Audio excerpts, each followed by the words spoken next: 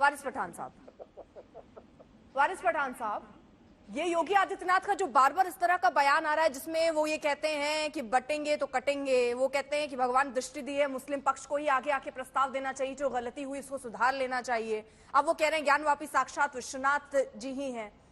ये बयान आप किस संदर्भ में देखकर देखते हैं? ये उपचुनाव से सीधे तौर पर इसको सियासत से जोड़कर देखते हैं या सिर्फ उनका एक आस्था का विषय देखते हैं आप?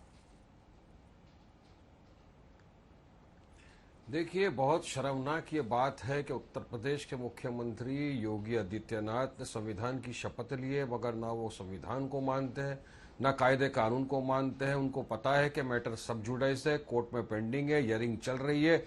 उसके दरमियान में आके इस तरह का बयान देना, मैं समझता हूँ ये संविधान का उल्लंघन है, कोर्ट का अपमान है। और मैं चाहूंगा कि कोर्ट इस बात का संज्ञान ले और उचित कार्रवाई भी होना चाहिए, क्योंकि वो एक प्रदेश के मुख्यमंत्री है जहां का इशू सुप्रीम कोर्टों में पेंडिंग है। अब परसों की बात है कि हिंदू पक्ष की जो याचिका थी उसको खारिज कर दिया गया है। वहां पे तहखाने के ऊपर नमाज अदा कर सकते हैं मुसलमान लोग, ये भी कहा।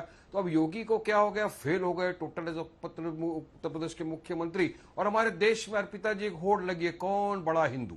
अब उस होड़ के अंदर कंपटीशन में उतर गए योगी और एक तरफ हेमंत बिस्वा शर्मा। योगी बोलते मैं बड़ा हिंदू, तो वो मुसलमानों को गालियां देना शुरू करता है, अनाप शनाप बकवास करते हैं, कटेंगे तो बटेंगे, बटेंगे तो कटेंगे, फालतूगिरी की बात वो कभी कर देते तो कभी हेमंत बिस्वा करना लग जाते, क्योंकि ये जो मेन मुद्दे थे उसमें तो फेल हो चुके हैं ना। अब सुप्रीम कोर्ट ने भी योगी को तो लगाई लथाड़ तबियत की बुलडोजर के ऊपर कि बुलडोजर पॉलिटिक्स खराब है, नहीं होना चाहिए। सुप्रीम कोर्ट ने तो एक स्टेप आगे जाके भी कह दिया कि अगर एक इंसान कन्विक्ट है तो भी आप उसके घर को नहीं उड़ा सकते हो। तो वो योगी के ऊपर पूरा ये लांछन है। और हमको तो जो खबर मिल रही है आप लोगों के माध्यम से वो ऐसा है कि योगी जी बस अब कुछ देर में तो जा चले जाएंगे, शायद मुख्यमंत्री भी ना हो, शायद जो आपको याद जानकारी मिल रही है, इसलिए वो चाहते हैं बताना कि देखो मैं हिंदुओं का सबसे बड़ा ये हूं, मैं हिंदुओं का रक्षक हूं। अब यहाँ पे शलभमणि त्रिपाठी बैठे भाजपा के, उन्होंने कहा मेरी आस्था का सवाल है। अरे भाई, देश आस्था से चलेगा कि संविधान से चलेगा? और अगर आपकी आस्था का सवाल है तो वारिस पठान की आस्था का क्या होगा? मेरी भी आस्था है, मेरा भी ये है कि वहां एक बार जो मस्जिद थी, मस्जिद है, ता कयामत तक वहां मस्जिद रहेगी, ये मेरी भी आस्था है। तो क्या आस्था के ऊपर चलाएंगे? हमारे पास तो प्रमाण है, फैक्ट है, सब कुछ है जो दर्शाता है कि वहां पे मस्जिद। मगर इनको क्या करना आपको पता है, ध्यान भटकाना है लोगों का मेन मुद्दों से। आज उत्तर प्रदेश के अंदर हालत ये हो गई कि एनकाउंटर पे एनकाउंटर होते हैं, चप्पल पहन के एनकाउंटर किए जा रहे हैं, उसके ऊपर सवाल किए जा रहे हैं लोगों के किस तरह से कर। डेवलपमेंट विकास के लिए क्या कर रही होगी जी? कुछ भी नहीं कर रहे। उनकी सारी पॉलिसी तो फेल होती जा रही है। जो ठोक डालूंगा वाली पॉलिसी है ये टोटल फेल, बुलडोजर वाली पॉलिसी टोटल फेल। तो एक ही चीज कर रहे हैं, मुसलमानों को गाली दो। और ये सिर्फ योगी अकेले नहीं, पूरा भाजपा का जो ये यूनिट है सबके सब लग गया है, क्योंकि महाराष्ट्र में भी चुनाव है, उत्तर प्रदेश में भी उपचुनाव आने वाले। उनको पता है कि वहां तो जैसा अभी अयोध्या के अंदर भी उनको भगवान ने तो हरा दिया ना, वहां तो उनको सजा मिल गया। गरीबों के घर उड़ा दिए थे आप लोगों ने, दुकानें व्यवसाय सब खत्म कर दिया था, आपको मिल गया वहां का तो पूरे तरह। अब आगे भी आप तो हारने वाला। मैं तो बदवाएं तो नहीं दे रहा हूं जैसे अनुराग ने दिया, बदवा दे रहे, भगवान ने देख रहे सबको। यही चीज महाराष्ट्र में भी कर रहे हैं इन लोग। और पिताजी हर दिन आए दिन अपने सूजू को भेजते हैं, जाओ मुसलमानों को गाली दो, इस्लाम के खिलाफ अनाप शनाप बकवास करो। रामगिरी आया, हमारे प्रॉफेट सल्लल्लाहु अलैहि वसल्लम की शान में गुस्ताखी कर दिया, 50 एफआईआर के बाद उनको अरेस्ट नहीं करते। सीएम बोलता है कि हम उसको हाथ नहीं लगाएंगे, उसका बाल बाका नहीं होने देंगे। इनके एमएलए आते हैं बीजेपी के, बोलते हैं मस्जिद में घुस के मारेंगे। अरे तो क्या मस्जिद के अंदर आएंगे तुम्हारी? आप ये कह रहे हैं कि हिंदुओं को लेकर राजनीति हो रही है, बोलेंगे ना फिर। तो आप किसकी राजनीति करते हैं? बिल्कुल पोलराइजेशन की बात हो रही है। आप किसकी राजनीति? अरे हम तो सबका साथ सबका विकास असल में हम अच्छा, कर रहे हैं। ये लोग तो सिर्फ जुमला और ढकोसलेबाजी कर रहे हैं। हम तो दलितों की, माइनॉरिटी की, पिछड़ा हुआ वर्ग के सबके मान सम्मान हक की बात कर रहे हैं हम लोग। अर्पिता जी, हम तो अधिकार की बात कर रहे हैं, संविधान की बात कर रहे हैं। शोभा नहीं देता ना अगर खुद इंसान मुस्लिम धर्म को ही आगे बढ़ाए, मुस्लिमों को ही लेकर रणनीति की बात करे, पूरी पार्टी का गठन वैसे हुआ और उसके बाद वो कहे कि वो हिंदुओं की राजनीति कर रहे हैं, गलत कर रहे हैं, तो गलत कौन है सर? शलभमणि त्रिपाठी, छोटा सा रिएक्शन। देखिए, मैं सुन रहा था वारिस पठान साहब को, हम लोगों के भाजपा गलत है। अरे सुन तो लीजिए वारिस भाई, इनकी पार्टी का नाम ही क्यों पढ़ दीजिए, इन्हीं से पूछे कि इनकी पार्टी का नाम क्या है। इनसे ज्यादा सांप्रदायिक कोई हो नहीं सकता जिसकी पार्टी ऐसी हो जिसका नाम केवल एक वर्ग के लिए, एक विशेष समुदाय के लिए हो। और वारिस भाई मान लीजिए उत्तर प्रदेश में तो आपको बड़ी रुलाई आती है, बड़े तकलीफ होती है। नाम के साथ संविधान भी पार्टी का, शलभ जी, संविधान भी पार्टी का, संविधान भी देख लीजिए। और हिमाचल में तो आपके रिश्तेदारों की सरकार है कि आप कहते हो आस्था नहीं, संविधान सर्वोपरि है, वहां से मस्जिद बना ली। देखिए वहां तो सरकार को पीछे हटना पड़ा और अब तो लोगों ने कहा नहीं मस्जिद बनी है। आप कहते हो कि आप संविधान मानते हो, इसी फोरम पे उसका वॉइस क्रैक हो रहा है। ठीक है शलभ मणि, आप प्लीज ठीक ढंग से, बराबर सुन नहीं पा रहा हूँ, मुझे सुन के जवाब देना है बराबर। ठीक है। जी अर्पिता जी के सामने ये बताकर जाइएगा कि जो भगवान राम के मंदिर को लेकर निर्णय आया सुप्रीम कोर्ट का, उसको आज आप मानते कि नहीं मानते? आप तो कहते हैं कि आज भी हम बाबरी मस्जिद मानते हैं, आज भी हम कहते हैं कि अयोध्या में बाबरी मस्जिद थी, आज भी बोलते हैं कि बिल्कुल बिल्कुल, एक बार जहाँ मस्जिद संविधान थी कहाँ है, चला गया? कयामत तक मस्जिद कॉन्स्टिट्यूशन कहाँ रहेगी, चला ये मेरा गया? ईमान है, मेरा कहाँ मानना गया है। कॉन्स्टिट्यूशन? ठीक है। मैं तो मेरा ईमान कॉन्स्टिट्यूशन कहाँ गया? संविधान कहाँ गया? कोर्ट कहाँ गया? पठान की आस्था का क्या होगा? आपकी आस्था नहीं, जरा जवाब दो। कहाँ गया? आस्था की बात, अब तो संविधान की बात कर रहे हैं। हुआ ना, एक मस्जिद हम खो चुके हैं, दूसरी मस्जिद नहीं खोएंगे, इंशाल्लाह लड़ेंगे, लास्ट तक लड़ेंगे, संविधान के दायरे में लड़ते रहेंगे, हम सुप्रीम कोर्ट तक जाएंगे, हर जगह जाएंगे, लड़ते रहेंगे। अब हम मस्जिद नहीं खोने वाले, एक मस्जिद हम खो चुके हैं धोखेधड़ी से, हमारी बाबरी मस्जिद को आप लोगों ने शहीद कर दिया। 6 दिसंबर काला दिन डेमोक्रेसी का हो गया देश के अंदर, उससे बड़ा काला दिन देश में कोई नहीं बनाया है शलभ मणि त्रिपाठी। हमारी बाबरी मस्जिद को धोखे से शहीद किया, ये लोग भी मिले हुए थे, पहले ताला तोड़ दिया, फिर जाके एफिडेविट फाइल कर दिया, तो अब नहीं करने देंगे। नहीं, एक बार वारिस हो चुके अब फिर लड़ेंगे। ऐसा क्यों अगर हम है आप लोग कि की तरह 3 नहीं, तलाक पर हम आप संविधान कोर्ट के का दायरे में निर्णय नहीं लड़ते मानते? रहे, तुमको यकीन है सुन तो हमारी लीजिए, मस्जिद थी, मस्जिद राम रहेगी। मंदिर पर भी आपको निर्णय मंजूर नहीं, आप संविधान की दुहाई भी यहाँ पर दे रहे हैं, लेकिन अपने हिसाब से जब वो फैसला आपके हक में नहीं होता तो वो आपको मंजूर नहीं है। लोगों ने माना था अर्पिता जी, ऐसा क्यों? अर्पिता जी, ये साबरमती पे लोगों ने माना था कि अमित शाह ने तो ये साफ बता संविधान दिया को कि मानने नहीं वाली मानते बातें क्यों सुप्रीम दिखावे आदेश के को। तौर पर करते जरा हैं? उनको भी तो पूछो। नहीं, दिखावा जरा भी नहीं है, जो है वो है, फैक्ट इज फैक्ट, वो हम संविधान में। अब बताइए, योगी जी चीफ मिनिस्टर है, चीफ मिनिस्टर होने के बाद संविधान सर्वोपरि बता रहे थे, अभी देखिए सारा धर्म सामने आ गया। वो ये दिखा दे रहे हैं। आर्य अनुराग भदौरिया, उनको सबको लेकर चलना चाहिए, मोदी बात करते हैं सबका साथ, सबका विकास, सबका विश्वास, और उनके चीफ मिनिस्टर तोड़ते जा रहे हैं, विश्वासघात करते जा रहे हैं, लोगों को बता रहे हैं कि नहीं भाई, मुझे मुसलमानों से कोई लेना देना नहीं, हम तो हिंदुत्व या हिंदुत्व की बात करेंगे और संविधान की धज्जियां उड़ाते रहेंगे। यही कर रहे हैं ना योगी। अरे बुलडोजर उड़ाया 90% मुसलमानों के घर पे, सुप्रीम कोर्ट ने लथाड़ लगाई, अब तो सुधर जाओ, ठोक डालूंगा वाली पॉलिसी तुम्हारी टोटल। ठीक है वारिस पठान, लेकिन आप उस सवाल का जवाब नहीं दे रहे ना। संविधान आप अपने हिसाब से तो नहीं कहेंगे, आपके हिसाब से हो रही चीजें, तो आप संविधान सर्वोपरि की बात करते हैं और उसके बाद फिर कह देते हैं कि नहीं, ये मैं नहीं मानूंगा, ये मेरा हक है, मैं मानूं चाहे नहीं मानूं। फिर ऐसी बातें क्यों? किसने बोला? किसने बोला? अब जजमेंट आया, सबने माना तो माना ना, लेकिन मेरा ईमान बोलता है कि एक जगह जहाँ मस्जिद थी है, रहेगी ता कयामत तक। वहाँ पे संविधान ईमान की तो बात है ना। अरे भाई, जब जजमेंट जो आया है वो किस बेसिस पे आया, क्यों आया, क्या आया, सबको मालूम है। बात निकलेगी तो बहुत दूर तक जाएगी, बात निकलेगी तो बहुत दूर तक जाएगी, इसलिए वहां तक जाना नहीं है। आज जो टॉपिक पे बताओ योगी गलत है या सही है, शलभ मणि त्रिपाठी कोर्ट में ये बात तो आपने एकदम सही कही वारिस पठान। बात अगर निकलेगी ना तो बहुत दूर तक चली जाएगी, फिर दिक्कतें भी बढ़ जाएंगी सर, इसलिए वापस लौट लें। चलिए ठीक है, मुद्दे पर ही लौट लेते हैं। विष्णु शंकर जैन से भी मैं एक छोटा सा रिएक्शन लेना चाहूंगी। सर, ये जब पूरा मामला कोर्ट में है तो क्या बार बार ऐसे बयान देने को आप ठीक समझते हैं, और क्या कोर्ट जिस तरह इस प्रोसेस को आगे बढ़ा रहा है, इस तरह के बयान किसी तरह से असंवैधानिक माने जा सकते हैं, या ऐसे जो नहीं देने चाहिए? और तब जब आप संवैधानिक पद पर बैठे हो, एक राज्य के मुख्यमंत्री हो।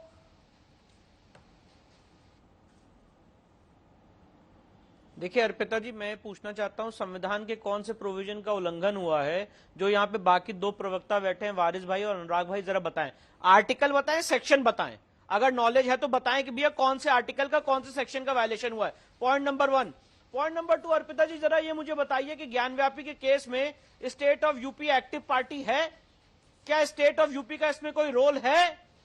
नहीं है अर्पिता जी। ज्ञानव्यापी का केस अंजुमन इंतजामिया के बीच में और डेवोटीज के बीच में है, इसमें स्टेट ऑफ यूपी का कोई रोल ही नहीं है। मैं आपकी बात को सही कहता और ये कहता आपके चैनल पे कि मुख्यमंत्री ने गलत किया। अगर स्टेट ऑफ यूपी में एक्टिव पार्टी होती, या उनका यहाँ पे उनसे कोई यहाँ पे लिस्ट होती, या उनसे कोई रिलीफ लेनी होती, ये 2 समुदायों के बीच का विषय है। स्टेट ऑफ यूपी का इसमें कोई रोल ही नहीं है, इसलिए चीफ मिनिस्टर इसमें कमेंट कर सकते हैं, उनके कमेंट करने पे कोई रोक टोक नहीं है, ना संवैधानिक ना legal. Point number 1। Point number 2, मुझे ये बताइए अर्पिता जी, तब सवाल क्यों नहीं पूछा गया जब चीफ मिनिस्टर ने निहत्थे कार से गोली चलवाई थी? तब सवाल और तब संवैधानिक मर्यादा और राजधर्म कहा गया था। जब 1992 में बोला गया था कि अब परिंदा पड़ नहीं मार पाएगा, तब संवैधानिक मर्यादा कहा गई थी। जब 2013 में बोला गया कि हम इन लोगों को छोड़ रहे हैं, इनोसेंट मुस्लिम्स को, क्योंकि जो आतंकवादियों के केस में उनको पर आरोप लगा हुआ था, उन लोगों को छोड़ रहे हैं क्योंकि इनोसेंट मुस्लिम्स है, तब संवैधानिक मर्यादा कहा गई थी। जब आजम खान इनके मंत्री ने संविधान की शपथ खाने से मना कर दिया था, तब संवैधानिक मर्यादा कहा गई थी। अर्पिता जी, जब बोला गया था मैं और मेरी बेटी उसका कल, उसके लिए वजीफा बांटे गए थे और सिर्फ और सब मुस्लिम बच्चियों को वजीफा दिया गया था, तब संवैधानिक मर्यादा कहा गई थी। अर्पिता जी, जब मुझे बताइए, समाजवादी पार्टी की सरकार में सारी की सारी स्कीम सिर्फ और सिर्फ मुस्लिम समाज के लिए आई थी, तब संवैधानिक मर्यादा कहा गई थी। जब पिछड़ा, दलित और अल्पसंख्यक के नाम पे चुनाव लड़ा गया था, सुप्रीम कोर्ट के जजमेंट को ताक पे रखते हुए, तब संवैधानिक मर्यादा नहीं दिखी थी। सुप्रीम कोर्ट ने अभिराम सिंह के जजमेंट में स्पष्ट रूप से 7 जज ने जजमेंट दिया 4:3 की मेजोरिटी से कि धर्म और जाति के नाम पे वोट नहीं मांगा जा सकता है। आपने सवाल अनुराग जी से पूछा भी था, उसका जवाब नहीं दिया। आपने सुप्रीम कोर्ट के जजमेंट का वायलेशन किया, तब संवैधानिक मर्यादा याद नहीं आई। सारी संवैधानिक मर्यादा तब याद आ रही है। और मैं एक बात और कहना चाहता हूँ, बहुत सीरियस एलिगेशन लगा रहा हूँ आपके चैनल पे। अंजुमन इंतजामिया के व्यक्ति अखिलेश यादव जी से क्यों मिलने गए? मेरे पास फोटोज हैं। अंजुमन इंतजामिया के लोग अखिलेश यादव जी से क्यों मिले चुनाव से पहले? और वो फोटोज जब मिले थे, तब संवैधानिक मर्यादा नहीं याद आई थी।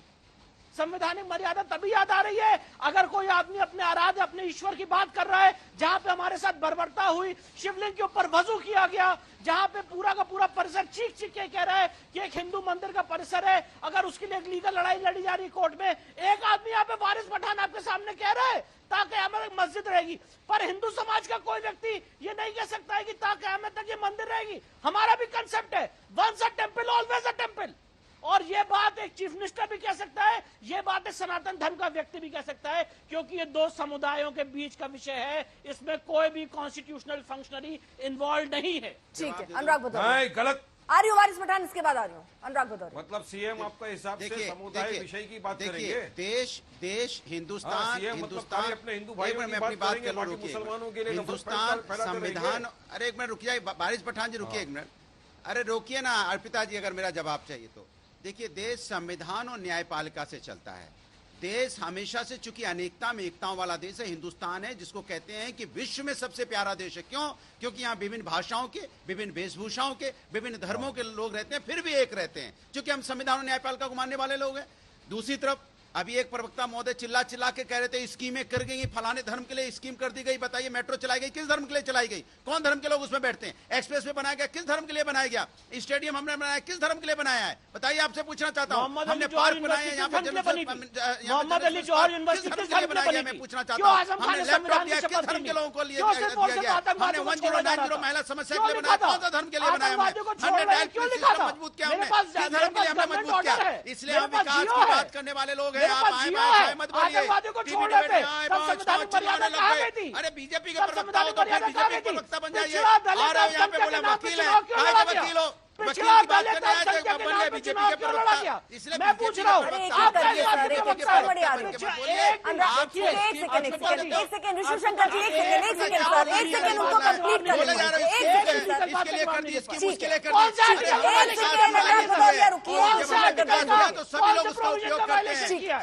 चलेगा सर, एक एक करके चर्चा चल पाएगी, मुझे रोकना पड़ जाएगा। आपका